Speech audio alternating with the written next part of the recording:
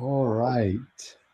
Good afternoon, everyone. Thank you so much for joining us today, and welcome to our live stream, a look ahead at the legislative session 2023. My name is Luis Sorto, and I'm a member of the communications team here at the ACLU of Florida, and I will also be serving as your moderator for today's event. As some of you know, the Florida legislative session began this week, and we've already seen many harmful bills be introduced by lawmakers that can have a long impact on Floridians across the country and the state. During today's live stream, we will make this a space for us to have a conversation about the bills that the ACLU of Florida is tracking and the threats to our democracy ahead of this year's session. We will hear from ACLU of Florida staff and council who will set the stage for what we can expect from the legislative session this year, and who can also explain more in depth about some of the bills that we're looking into. So to kick us off, we'll start with a round of brief introductions before we get started into the questions. We can get started with Pamela, then Kara, and then Kirk. Thank you so much, Luis. Good afternoon, everyone. I am very pleased to be here. I am Pamela Birchford. I'm based out of Tallahassee, and I function as a legislative affairs consultant for the ACLU Florida. Hello, everybody. Good evening. I'm Kara Gross, the Legislative Director and Senior Policy Counsel for the ACLU of Florida, and I'm very happy to be here with all of you and to talk with you about all of these bills that we are tracking and fighting alongside of you. Thanks, Luis. Kirk Bailey. I'm the Political Director here at the ACLU of Florida. Pleasure to be with you all. Luis, I hope you can hear me okay. We can hear you just fine. Thank you, Kirk. So let's get started, and we can start with where we are now, right? And we know last year during the legislative session, we saw many troubling bills become law in Florida, right? Such as the Stop Woke law, the 15-week abortion ban, and many other laws that aim to stifle Floridians' rights. So with all of that in mind, what we've seen in the last year, with what we saw that changed the legislature over the elections in November, with all of that in mind, what should Floridians expect from this legislative session, and what are the key issues on the table?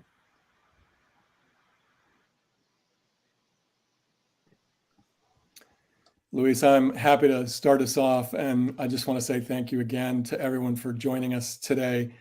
I think it's fair to say that Floridian civil liberties are under attack like they never have been before, from politicians who apparently care more about their own ambitions than the people of the state of Florida. I think it's pretty clear that Governor DeSantis and his allies have made voting more difficult. They've obstructed our right to peacefully protest. They've banned conversations about Black and LGBTQ individuals from our classrooms. They've passed harmful legislation to score political points at the cost of immigrants. And they've intervened in our personal private medical decisions related to abortion by passing that 15-week abortion ban that you mentioned a moment ago.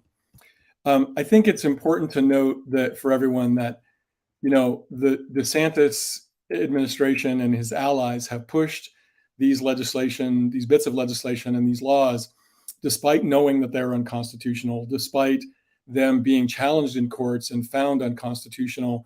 And they've pushed them to the detriment of Floridians. They've cost us millions of dollars in taxpayer money fighting these lawsuits for laws that they know are unconstitutional. And they've imposed these costs on us at a time when we know that Floridians are struggling with affordability, with costs in their personal lives. And the governor has made clear that he's willing to do this to advance his political ambitions rather than protect Floridians. So, I think just to drive the point home, he's given billions of dollars in taxpayer handouts to the insurance industry, as well as other, sort of benefits for his corporate allies.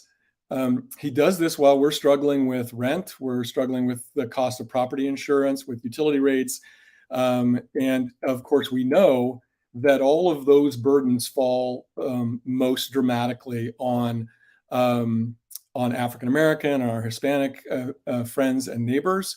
And he clearly doesn't care about that. And instead of prioritizing real issues, which we're going to talk about here through the rest of the session, he's really focused on exerting the power of the state to interfere with our lives, to not address the costs that we're facing, to interfere with our private decisions about our families and our individual rights. And I think I need to emphasize that, this is what we saw from his first administration. Going into his second administration and his State of the State yesterday, he said, and I quote, "We ain't seen nothing yet," which to me is a pretty flip way of saying that the most dangerous stuff is yet to come. And so I think we're here to give folks a preview of what those threats are going to be and how we can fight back against them. And so for more details on that, I want to turn it over to my colleagues on the panel. Pamela, do you want to pick up the thread? Absolutely. Thanks, Kirk. And again, I appreciate being here with everyone this afternoon and talking about these very important issues. And thank you for focusing on these issues as we kick off the 2023 legislative session. It's day 2, and things are already hot and heavy. As most of you know, the legislature is composed of 160 members, 120 in the House and 40 in the Senate. After the 2022 elections, we are left to face a supermajority and a superminority in both chambers, something we haven't seen in a very long time. Governor DeSantis's allies control 85 of the 120 House seats and 28 of the Senate seats. The majority holds a clear 2/3 advantage in each chamber, giving them the votes to pass any bill they choose to pass. They control the agenda. They decide what will be debated. They can call for a vote on a bill whenever they want. Supermajorities leave very little room for compromise. But there is still opposition. ACLU shows up to discuss the impact of these measures on our civil rights and liberties and how they impact our democracy. We work with legislators on amendments and questions to force the majority to explain on the record what they are doing and why. This is one of the fastest starts to a legislative session. Controversial bills are already being agended and moving swiftly through the committees. I believe many of these bills have the potential of reaching the governor's desk before we're halfway through the session. Yesterday, the opening day of session, was the last day for filing bills. So there are bills we are seeing for the first time and have hardly had an opportunity to review them. Again, on the opening day of the session, the governor gave the traditional State of the State address. He laid out the red meat, smothered in smugness and arrogance. He acknowledged that the fight against wokeness has pushed the state to the right. He announced his determination to push it further to the right. He declared Florida to be the freest state in the nation and the most desired destination. The governor laid out his agenda, including changing the direction of higher education by controlling boards of trustees, ending diversity, equity, and inclusion courses and critical race theory studies, imposing a ban on socially conscious investing by governments, threatening the stability of government pension funds, expanding the ability to sue news organizations and individuals for defamation, while reducing the ability of ordinary citizens to sue if they are harmed by corporations, doctors, hospitals, and nursing homes. He also announced his support for what he calls constitutional carry. And of course, he intends to support the legislative agenda, some of what Kirk mentioned, and bills that Kara will address later. There was, of course, no mention of real problems like affordability crisis in property insurance, housing, rent, food, utilities, healthcare, and quality education. The governor will get a lot of assistance with his agenda. As I mentioned, there's a supermajority in the legislature. But for the first time in modern history, the governor's allies hold a supermajority over our entire government structure, including the legislature, the cabinet, and the executive office of the governor. And with that, the governor ended his remarks by saying, "Don't worry about the chattering class. And as Kirk says, I can promise you this, you ain't seen nothing yet." So let's talk about what we expect to see, and I'm going to pass the mic over to Kara.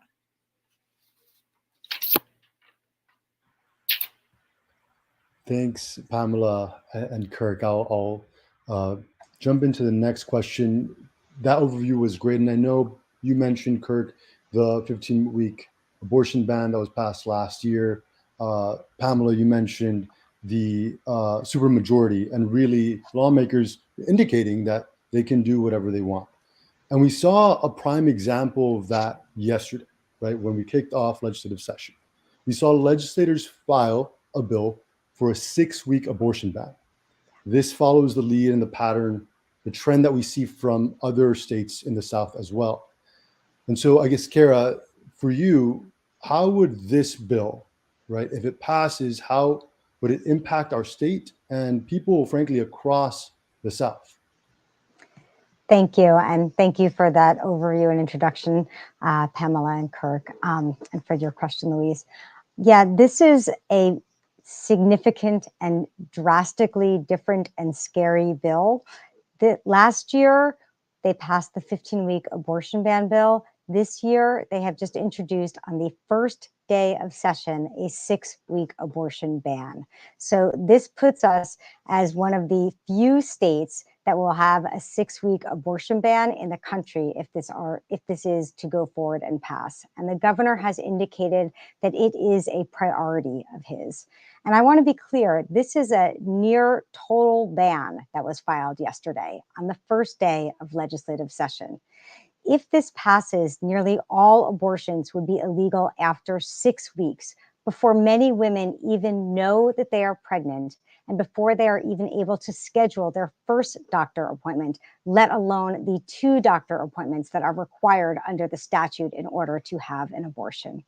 It would impact not only millions of Floridians, but people coming from all across the state who have been seeking health care in Florida because the other southern states nearby have further bans than we have had.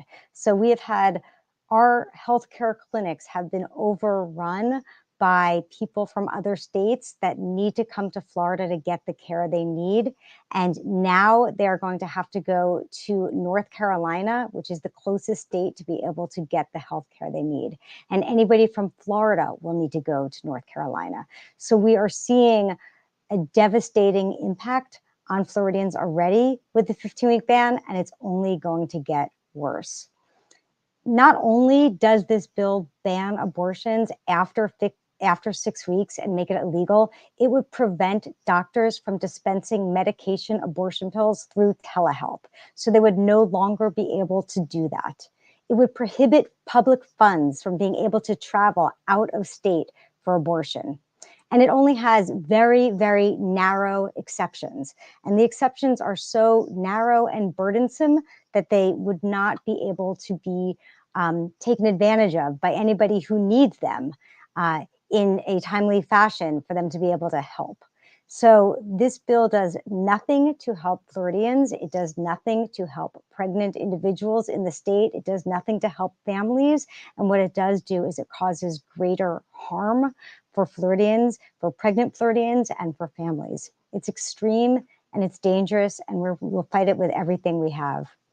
And I will say that the governor has said over and over again that, this is his intent, right? He wants to control this issue.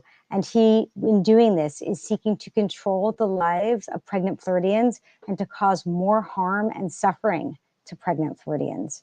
And we should be able to determine for ourselves whether and when to have a child, and nobody should be forced to carry a pregnancy to term against their will. And that is what we are seeing here in Florida today. Thank you, Kara.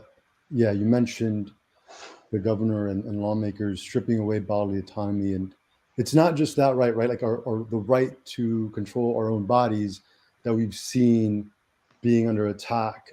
Another pattern that we've seen since last year and even more now is our right to free speech.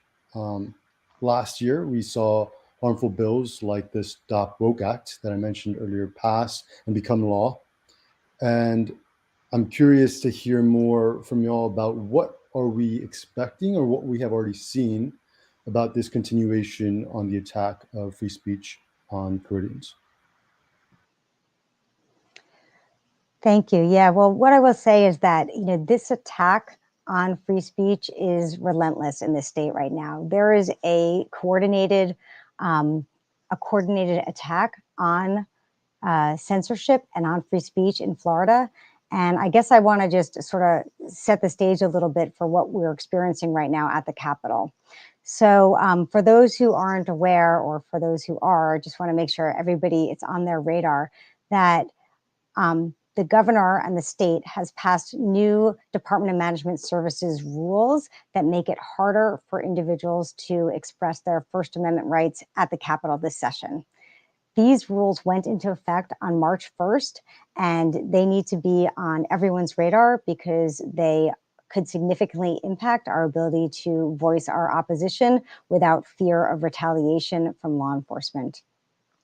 The state has implemented these rules that severely restrict speech and assembly during this legislative session.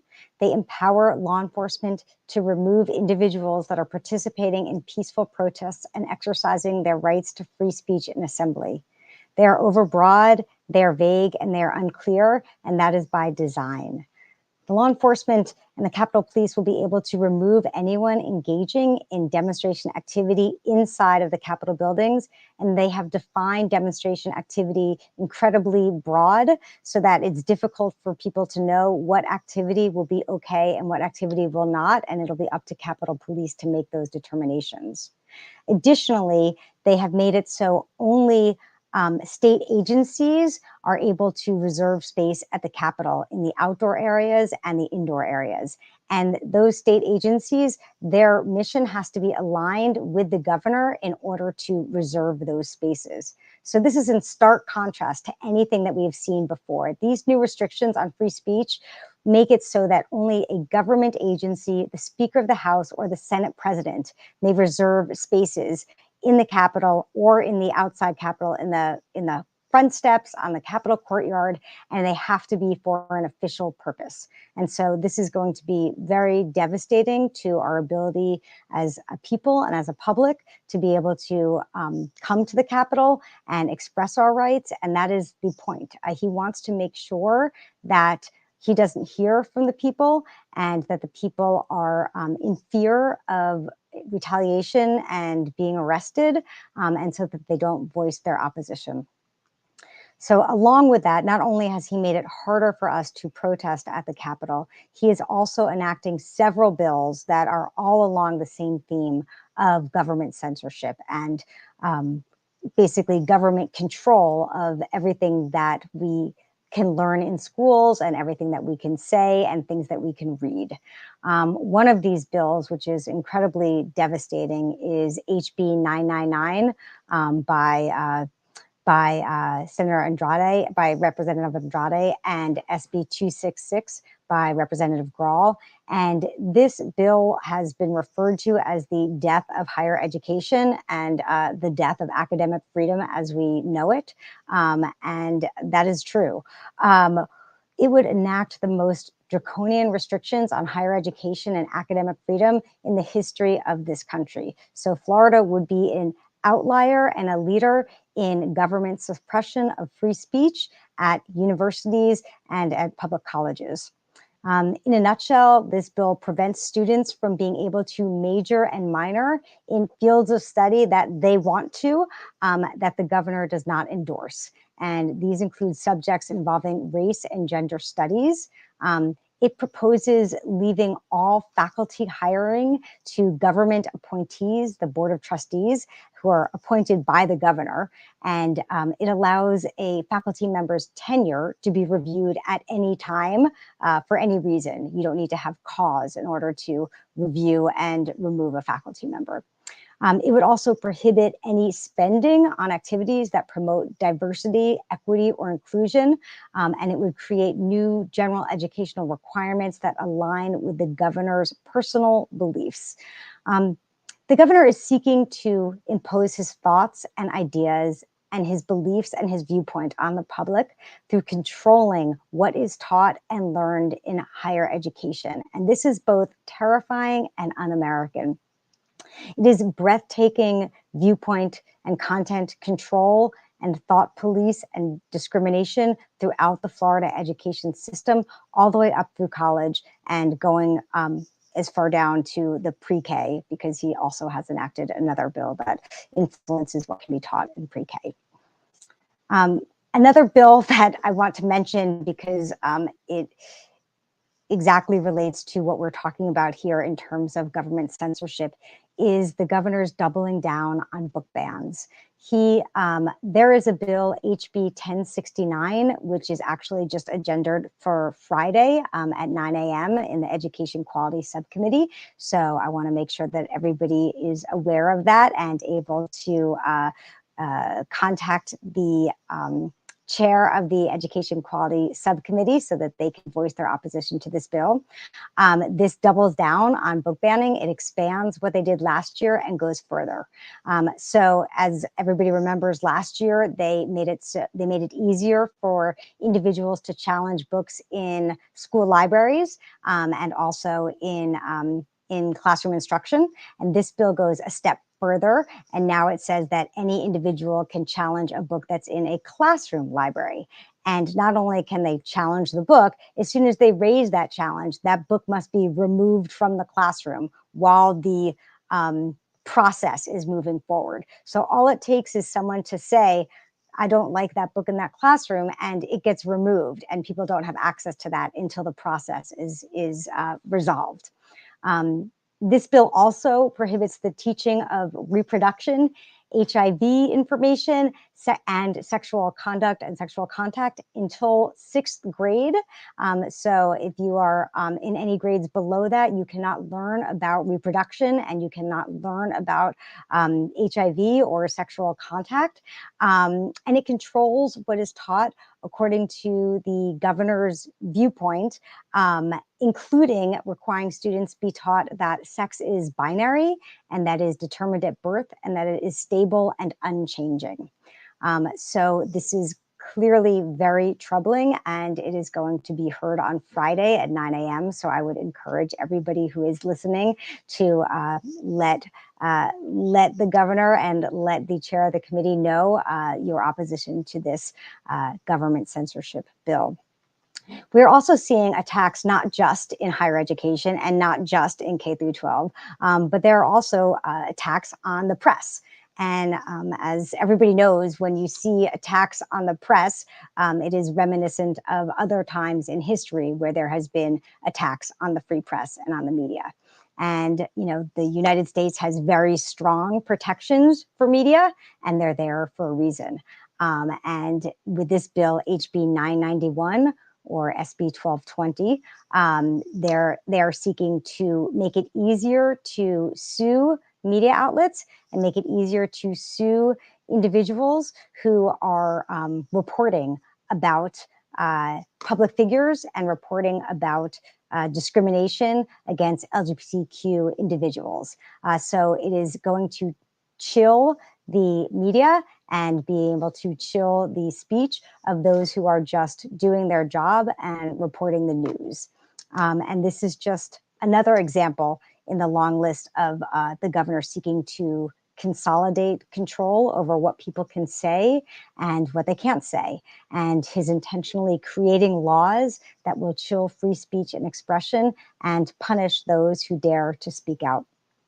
The bill also grants new protections for those who are accused of discrimination, and it changes the definition of public figure to make it so that it is a lesser definition, so more people can be able to take advantage of suing the media for defamation.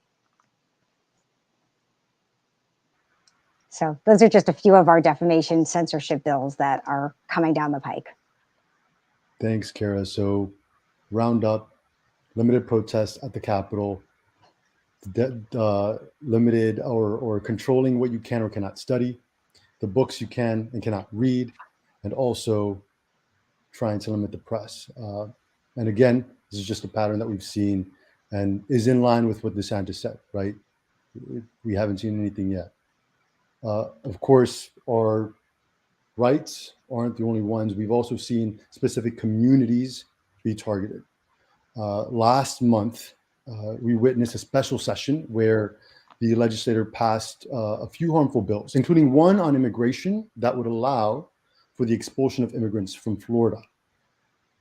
So I guess the question to the group would be, what are other bills that we anticipate coming down the pipeline this legislative session that will continue to target the immigrant community and target that and perpetuate the anti-immigrant rhetoric that we've seen so much from DeSantis? Yeah, thanks, Luis. I'm happy to jump in on that. You're exactly right that we have seen this coming from the DeSantis administration and legislative allies. And in fact, just yesterday, again, on the first day of session, we saw new legislation introduced in House Bill 1617 and a companion Senate Bill 1718 that is frankly a very devastating anti-immigrant bill. It would make it a third-degree felony to shelter or transport someone who has entered the country illegally. It criminalizes people who do shelter or support or otherwise provide transportation to undocumented immigrants, and now imposes severe criminal penalties on all of those who do so. In situations where an individual may have just overstayed a visa, or maybe they've lived here for decades and have US-born children. But the law is going to be, well, at least on its face right now, is so vague that it's a little bit unclear exactly who's going to get swept up by the enforcement of it. It's also fair to say that it increases the enforcement provisions of FDLE. I want to get back to my notes so I state this right, so that it can allow, it authorizes FDLE to conduct random checks of businesses to ensure compliance. It also prohibits public funding for community IDs. It requires hospitals to inquire of Medicaid patients whether they're lawfully allowed in the country and to collect that data. So it's an extremely broad and vague and troubling bill, and it's going to harm, our friends and neighbors and communities who are making Florida better, who are contributing to the economy of Florida, who are contributing to the cultural diversity and beauty of Florida. And now they're going to be subject to this increased enforcement action. It harms businesses. It's going to undercut the economic activity in the state. And I think it's fair to say, I think we've really got to point out how much this bill is an indication of the governor's abuse of power. He is continuing a very cruel and inhumane agenda to attack some of those who are the most vulnerable legally, professionally, personally in our state. And to do that is nothing less than being a bully. It's just cruel and inhumane, and we've got to call it for what it is. And I think we've got to recognize that it's evidence of a growing police state in Florida. And I think we all have to ask ourselves, is that the kind of state that we want to live in? Those are the conversations we need to be having across our living rooms, across our kitchen tables with our friends and families. And so I really just emphasize how terrible this one is, and what an impact it's going to have on the state. Yeah, thanks, Kirk. And I think abuse of power is it, right? This isn't an immigration bill whatsoever. It does nothing to help Floridians be safer, live a better quality life, or anything. Really, it is just a show of his abuse of power. And on top of that, we look at other communities, and not just the immigrant community, but also the LGBTQ plus community that has also been targeted. Last year, we saw the Don't Say Gay bill become law. And since then, again, another pattern of targeting towards our LGBTQ plus community here in Florida. So on that issue, what are specific bills that we should keep a close eye on this year? Thanks, Luis. I'm happy to take that. So yes, we all remember last year the Don't Say Gay or Don't Say LGBTQ bill. And that at the time seemed like that couldn't be worse than what passed. And now he is doubling down on that and making it even worse. Last year, it prevented speaking or learning or teaching or discussing sexual orientation or gender identity in grades K through 3. This bill expands that. And so now it goes from pre-K to through the 8th grade. So, just to be clear, if this bill passes, teachers and students up through the 8th grade will not be able to teach about or talk about or learn about present day LGBTQ individuals, including themselves and their families, historical figures, or even fictional individuals in books or on TV. Students and teachers will not be able to talk about their own identity or to educate their classmates about their families or their friends or their icons. So this is just a doubling down of the governor's hateful rhetoric and the harm that he is going to be doing to Florida's students and Florida's families. And especially the most vulnerable and already marginalized students. It also requires schools to adopt policies that dictate that it's false to call someone by their preferred pronoun, even if their parents want them to be called by their preferred pronoun.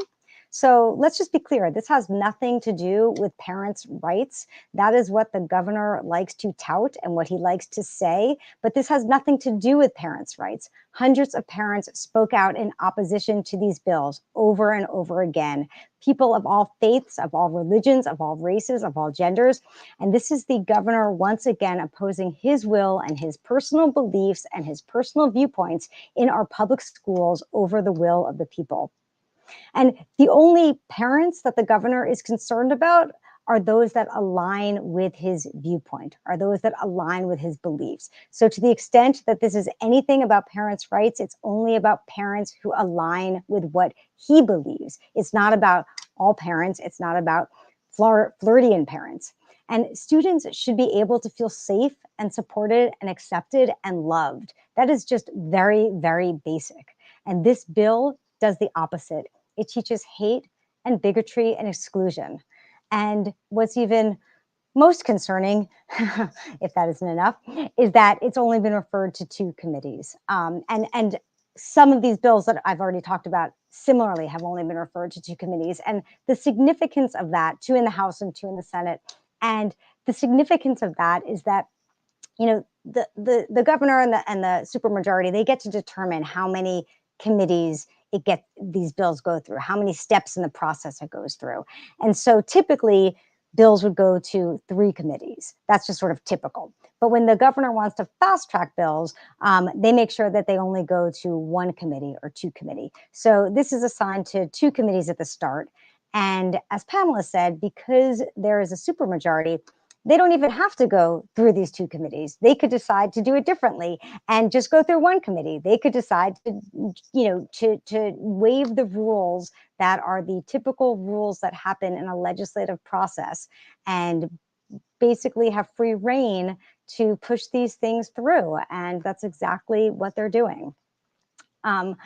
There are several troubling bills that are attacking LGBTQ individuals and particularly trans individuals. The next one that I want to make sure is on everyone's radar is SB 254. This bill is basically, it allows the state to seize trans kids from their home and from their parents if their parents have been supportive of their gender-affirming healthcare. And it could criminalize parents and providers for providing gender-affirming care to their own kids. This is outrageously overreaching in terms of the government enforcing its will on the people and on families and on parents ability to raise and direct the health care of their children. It attacks parents of transgender youth for trying to support their kids and provide them with the care that they need. It also dramatically restructures Florida law on parental custody disputes and basically effectively treats parents that are affirming of their kids. It treats them as child abusers under the law in the way that it would allow the non-affirming parent, if there is one, to have greater control over the custody of their child. It would make it a felony for a licensed healthcare facilities to provide gender-affirming care to minors, and they would also be prevented from even referring families to other providers, maybe out of state, that might be able to provide that care. And once again, it is only assigned to 2 committees. So it's also being fast-tracked. I do want to note, because we're all here today, that the bill is going to be heard on Monday in the Senate Health Policy Committee. And so this is an all hands on deck moment for everybody here and everybody we know to be able to voice our strong opposition to this bill. And we can put in the link information about the Health Policy Committee and the chair of the committee. And I encourage everybody here to reach out and let your opposition be known. There are several other bills as well that are attacking trans individuals, youth, and adults.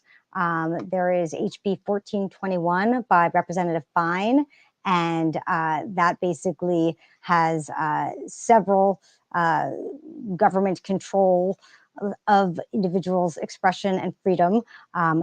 Its impacts range from banning of life-saving medical care to restricting transgender Floridians from being able to access private health insurance. And it also bans the legal recognition on an individual's birth certificate. So it makes it so that your birth certificate has to align with your sex at birth and that you are not able to change that. Another bill is they've also introduced an anti-trans bathroom bill, which is similar to other bills that we have seen in other states. And this is SB 1674. And it would prohibit gender-inclusive restrooms and changing facilities, not only in schools, but in private businesses, in public shelters, and in healthcare facilities. And it would make it a misdemeanor for anybody to use a bathroom that does not align with their assigned sex at birth if they have been asked to leave and they don't leave quickly enough.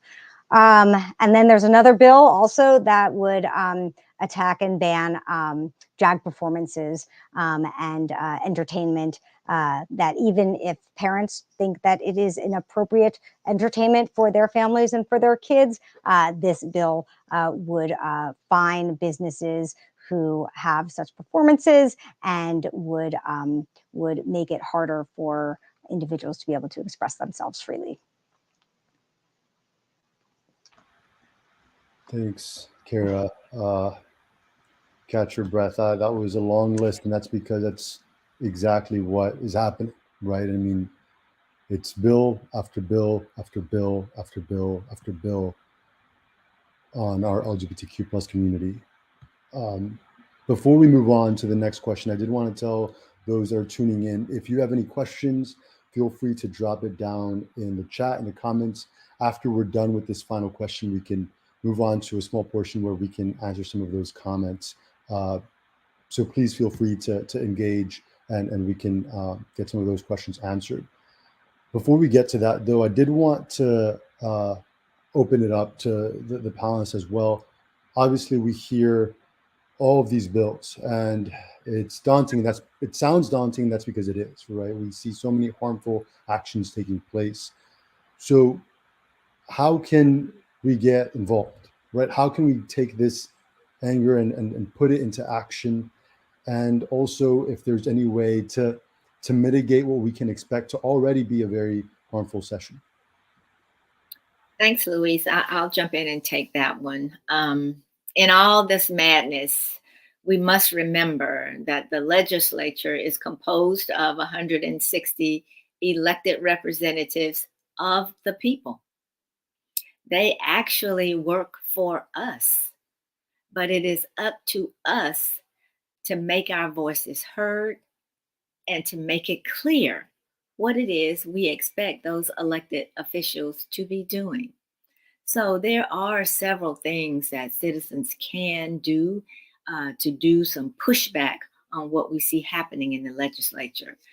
First, citizens should follow the session on the Florida Channel. It covers gavel to gavel activity in the various chambers as well as in committee, and you can follow it on the Florida Channel or on your public TV station. Citizens should reach out to their elected representatives and senator and let them know that we don't support particular bills, especially the bills that Kara just explained to you today. You can send a letter, you can send an email, you can call. Each chamber of the House of Representatives and the Senate has a separate web page. Each committee has a separate web page.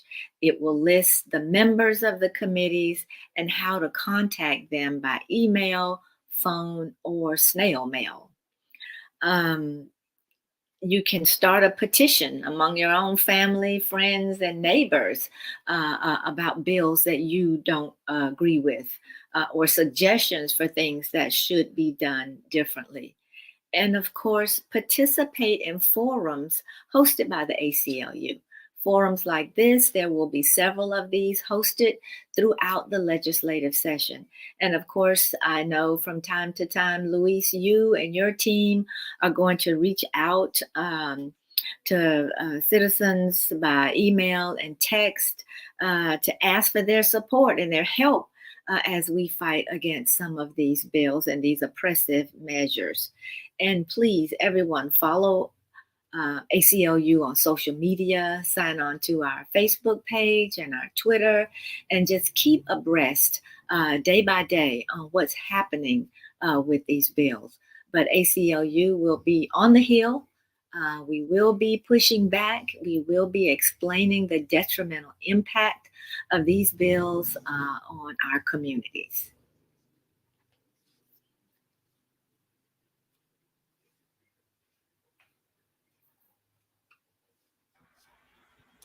Thanks, Pamela. That's well said. And Luis, yeah, go ahead.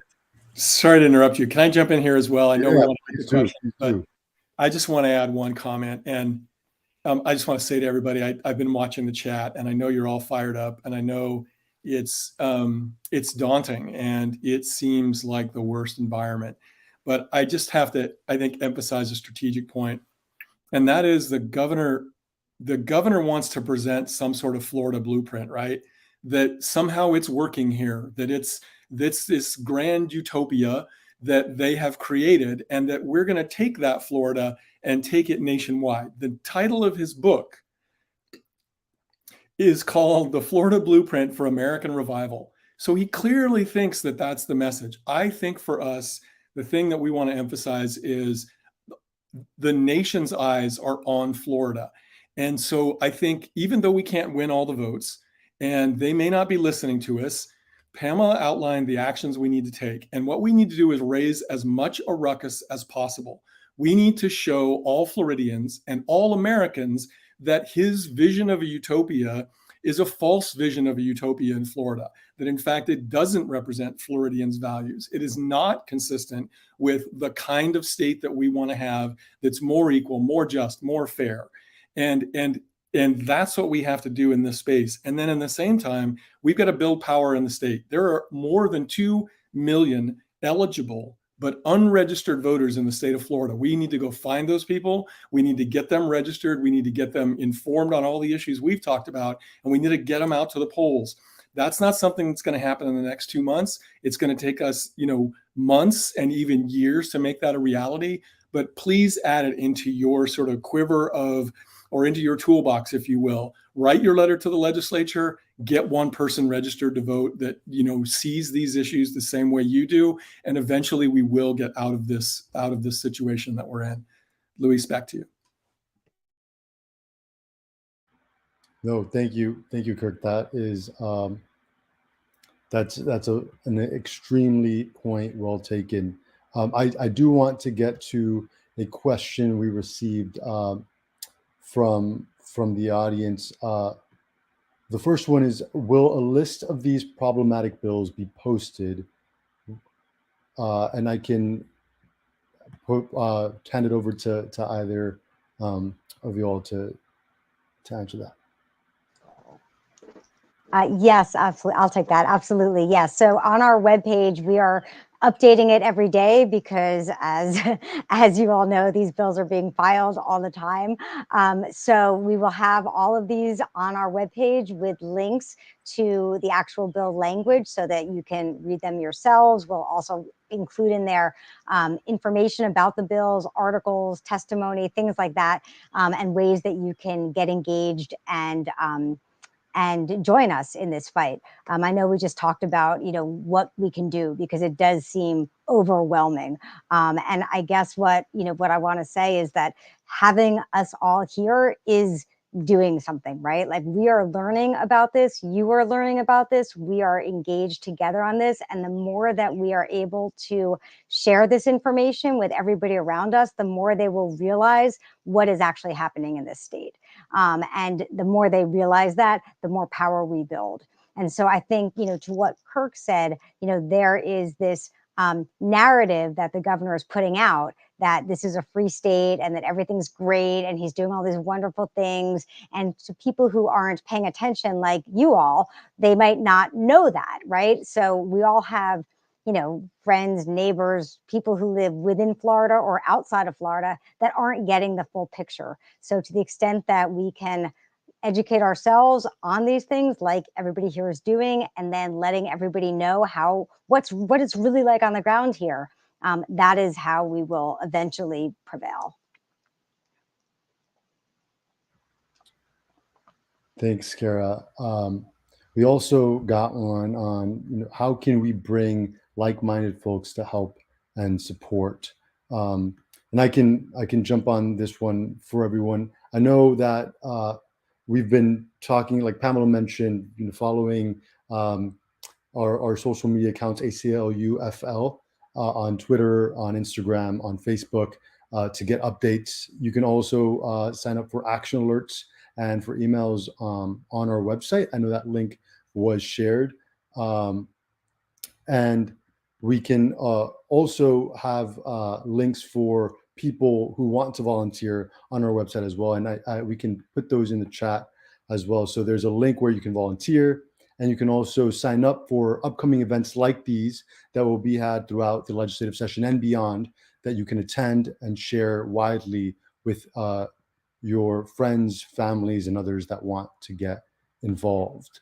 We also received another question about, can we rewatch this live stream? And it will be available after we're done streaming. It'll be on YouTube, it'll be on Facebook. So if you want to rewatch, if you want to share, please do. It'll be available for all. And then we have another question that came in.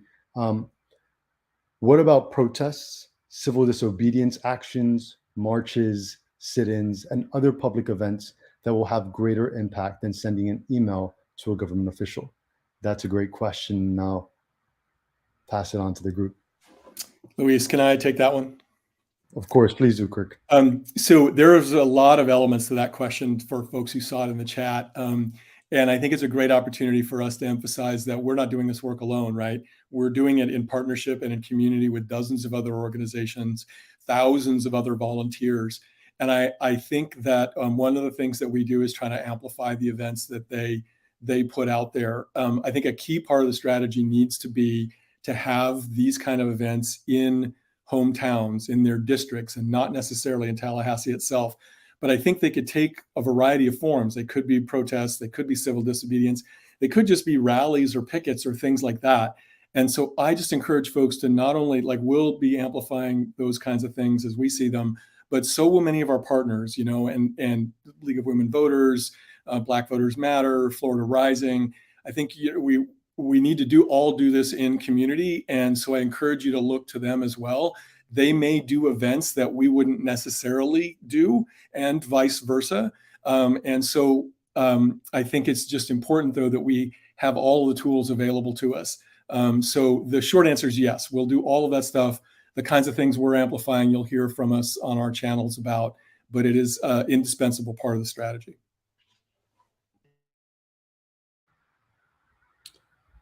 Thanks, Kirk. I appreciate that. And it looks like we are coming up to our final minutes here. Before we end up wrapping up, I do want to give just a few more minutes to all of you to see if you have any final thoughts, Pamela, Kirk, Kara, as we kick off this legislative session and beyond. We need every good wish while we are on the hill. But I know that this audience that we have attracted are very supportive. They will continue to participate in forums like this to educate and update themselves. We are at a crossroads here in Florida, and it is really going to take all of us involved in this. But I do want to emphasize what Kirk mentioned. We have to vote. We have to get our family and friends registered to vote and to the ballot box, unless and until we change the people who are controlling the green buttons and the red buttons to vote for and to vote against. Unless we can change who they are, we will continue to struggle. But I'm confident that with the support of this audience, we can make a difference. So do join us. Thanks, Pamela. I have taken up quite a bit of space here, Louise. So I'm just going to say thank you to everybody for joining us. Great questions, great ideas. I think, in summary, I would just say thank you for being in community with us on this. We're going to obviously continue, and we look forward to doing so with all of you. With that, I'll leave the last word to my esteemed colleague, Kara. Thank you all. And yeah, I just really want to thank everybody for being here. This is definitely something that no one person or organization or entity or business or anything can do alone. It is something that we all need to do together. And when we all work together, we are the most effective. And so I really just appreciate all of you being here and continuing to fight. I know that it seems really, really, really daunting, because it does. But I also know that what they are doing is not what Floridians want, right? They are doing it because they have the power and because they can, but it is not what Floridians want. It's not what Floridians need. And it doesn't represent Floridians at all. It's just that they have the power, so they're doing it. So it's up to us to continue to push that message and push that to dispel the narrative that the governor is using. And we can do that through talking to the media, through talking to our family, through talking to our friends. The more that we let people know, whether it's on our social media channels or through writing letters to the editor or through writing op-eds in our papers, the more that we get out our message that what is happening in Florida is not what the people want. It's not what we desired. It's not what we elected our officials for. The more successful we will be when it comes time to make different choices about our elected leaders. So thank you all for being here. Really, really appreciate it. Thank you so much, Pamela, Kirk, Kara. To everybody viewing, thanks so much for joining us. Again, Easy ways to get involved or through a website, social media channels, and just keeping up to date on what's happening on those action alerts. These bills are intended to divide us, and it is together when we unite, and that's the way that we move forward, right? And we can't do this work without y'all. So thank you so much for joining us. Thank you to our panelists, and we hope to see you soon in our future events. And thank you so much. Have a good night, and we keep on fighting. A seguir luchando, like my parents say. Thank you, everybody.